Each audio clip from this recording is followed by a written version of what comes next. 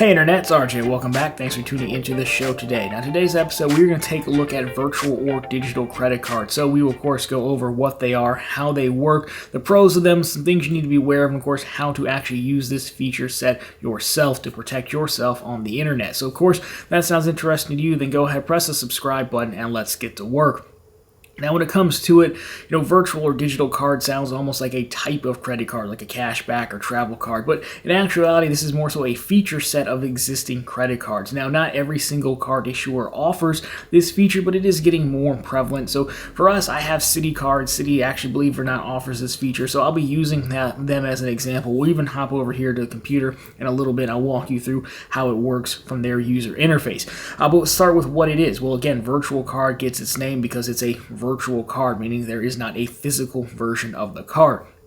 But what card issuers allow you to do is basically, if you wanted to say go online to maybe a website that you don't know if it's reputable, or you just want more protection online, even more protection than having a credit card offers for maybe data breaches and your credit card information ending up places, well, they let you generate basically like a stunt double of your underlying card and then go use that online. So it all links back to the same underlying card. In my case, we'll do a Citi double cash for the example, but it all links back to that double cash. So, it's basically going to generate, its own card number, its own expiration date that you get to pick, and its own CVV number. So it's not, if the information is compromised, they don't have your core information. And you can see how that would be pretty helpful, especially in today's day and age when, everybody's getting compromised right and left as far as companies go.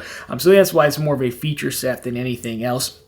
Additional use cases for this, sometimes folks like to use it for, those trial memberships where, you have to sign up. It's supposed to be free, but then they demand a credit card number. Maybe you don't want to put your information in a company that you've just started working with, and you want some flexibility if it doesn't work out, something like that. But again, it is still, a real credit card. It's just virtual, so it's going to charge it just like it normally would. You'll still be responsible for the bill, everything like that. But it's just a little bit more protection, a little bit more control, as we'll see when we get over to the computer and actually walk through the user interface.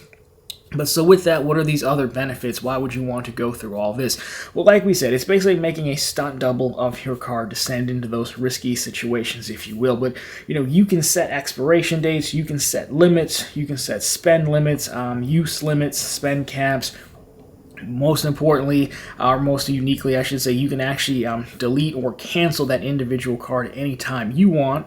And again, because it's functioning as a stunt double of your original card, it's not going to, kill your original card, your core card. It's just going to turn off that version of the card that you made. So if that website or something gets compromised, you can turn off that one. Again, if you had limits on there, then even if they get your card number, they're not going to be able to just drive you into the poorhouse, because they can only spend up to whatever that limit is. So for example, if you set one for like your gym, and your gym membership minus $30 a month, you might set the spend cap at one use per month at $30 a month, because there's no reason anyone should be charging that more than that $30. So you're good to go, and it's an added level of protection there. Plus, again, you close it out, you're not having to wait and request a new card and replace your card number everywhere you might have put it. Now, the other important thing to note here is that, because this is still your credit card, like we said, you're still responsible for all the charges. The good news is, your benefits and your multiplier still carry through to these cards as well. So in the case of the double cash, you're still earning 2% back on everything, right? You still have the same purchase protections and everything. It's a MasterCard World Elite. Granted, it's Citi, and they don't always give you the best benefits, but you still get those benefits as well when using them. Now, the only real issues I would say before we actually go and jump over to take a look at how the user interface works is, one, these cards are kind of limited by their nature of being virtual. It means it's kind of limited to the digital world. So if you wanted to take it to a store and use it, it's a little bit tougher. Now, some of them, I know we've talked about like Clutch Card in the past, but they've allowed you to add a digital card to your Apple Wallet, for example. Then you could, use Apple Pay, Google Pay, whatever your digital wallet choice is. That makes it about as physical as you could get in this world, which for most stores is probably good enough, because these things are getting more and more prevalent these days. Now, some issuers also limit how many you can make and have out there. I don't know how it's going to vary issuer to issuer, but again, there is a cost associated for the issuer generating these cards. I don't know how much, but again, when I was talking with the folks over at Clutch when we did that video way back when, I'll link down below for you. They were telling me there was at least a cost to generating these, so some issuers do cap it. And then lastly, the other thing to keep in mind is probably the return, hassle when you're returning stuff. If you've bought something online and you since, closed that virtual card, you only had it as one-time use, then returning that product is going to be a little bit difficult.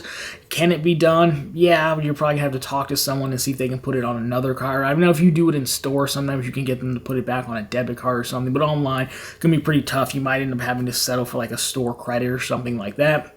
So just to keep that in mind. So really that's what for virtual cards. Now let's go ahead and have some fun. Again, we're going to use City. We'll take a look at mine. Obviously the user interface will be a little bit different issuer to issuer, but this should serve for our purposes. So let's flip it over and get to work. Alright guys, so here we are. This is my City account. Now again, a lot of it's blacked out right now, but it won't be in a second because again, these are going to be virtual cards that I'll deactivate, so I won't have to black out too much of it, which is a nice touch. But again, most of the issuers are going to have a different layout. But for City, I guess right here, View All Services is where you want to go, and then you end up at this screen with virtual account numbers, which you might have imagined.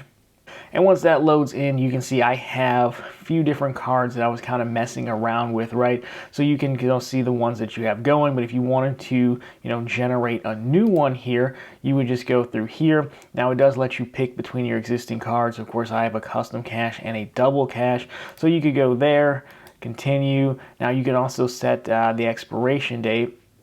So you could do either up to 2 years, which would be March of 2025 at the time of taping, or you could do a custom one if you wanted to, and you could also enter in, however long, or spend caps if you want it.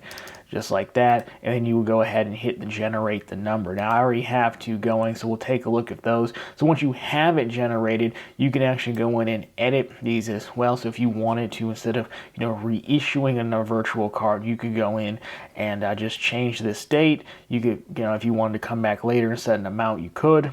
You could also remove the limit, and what's very nice is you could also add in, nicknames. So if I wanted to say, hey, that was for the gym, I could set that there. Come back out to the main screen, and then you'll see I've got gym, so I know that's the gym. You can go ahead and deactivate this one if you wanted to, then it would appear over here. So if you click view, of course you will see the entire thing like that. You can see your spend limit, your remaining spend limit that you have, and you could go back and see time period as well. Of course, if there was any activity, then you would see that as well. Now again, the cool part about this is at any time, if this is a one-time use, you're getting into a fight with the gym, I just, hey, I'm going to go ahead and deactivate this option there. And now that shows up on my deactivated list, which is still good because, again, I get a record of the number in case I need it for something for whatever reason. I don't believe they could, refund you this refund of this card if you were returning it, for example. There's not like a way to reactivate it, it seems. But overall, it's pretty straightforward and to the point. So that's how to generate virtual cards, at least with City. Again, I'm guessing most issuers are going to be pretty same user interface here. So I will flip it back to the other view for our final thoughts to wrap this one up. And so there we have it, guys. That is our look at how to make virtual cards using City. Of course, again, the user interface might differ issuer to issuer, but overall, I think it's a nice feature set. I'm glad to see it expanding. I know there are some issuers out there who even offer virtual cards up front. I think American Express started doing this, so, when you get approved for the card, you want to start spending right away. They'll actually give you a virtual card so you can get to work, within minutes of your approval, which is pretty nice.